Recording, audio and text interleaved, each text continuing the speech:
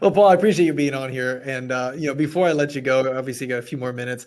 You mentioned sports. I found this very interesting. There has been a lot of activity in the sports region. Actually, someone was telling me about the possible. They did a lot of data, and they said women's NBA specifically is very interesting in regards to appreciation valuation. I want to get your perspective. Do you have any exposure toward any sports or sports? Excuse me.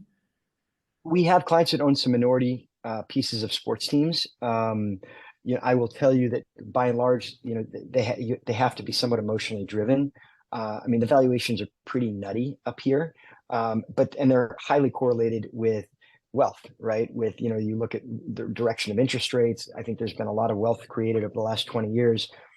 Not the least of which is in what I call the gilded age of 2 and 20. Lots of folks have made their money in hedge funds, private equity, real estate, earning 2 and 20 fees.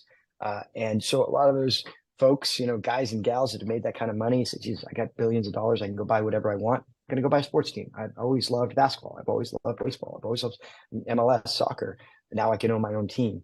And so, because these folks have been indiscriminate buyers, they've driven up the valuation of a lot of those sports teams. Um, you know, some people have made money on the peripheral, the fringes, and developed real estate around stadiums and developed stadiums that have created value. But it's been an interesting trade. I don't know if that continues to go up. I know a lot of smart people, a lot of smart private equity folks that have owned sports teams that have now started sports funds buying sports teams. And when you ask them their secret sauce, they tell you it's really based on their relationships that they have and their ability to navigate the space. Time will tell. Time will tell.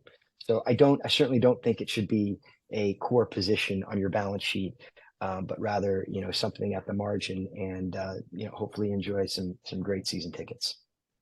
It is a trophy asset. You're on the golf course and you say, "Yeah, I'm a minority owner of XYZ," right?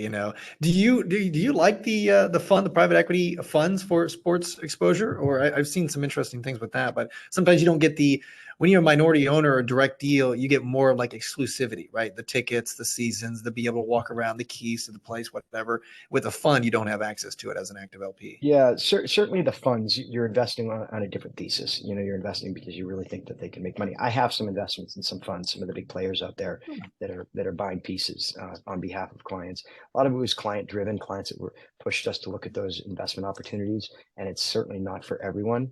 But I do own some exposure through funds, and I also have pieces, as I mentioned, minority pieces of hockey teams and MLS teams and basketball teams for clients.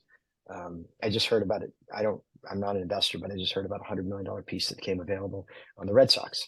I mean, that's a business. That franchise has become incredibly valuable, not just because of what's gone on with Red Sox baseball, but that sports group, Fenway Sports Group, has pushed out into all different other sports verticals and owns, a bunch of other different, really prized assets. And they've done well. They've done really well. I think that franchise is worth $10 billion or something today. So Wow, they're playing to win, man.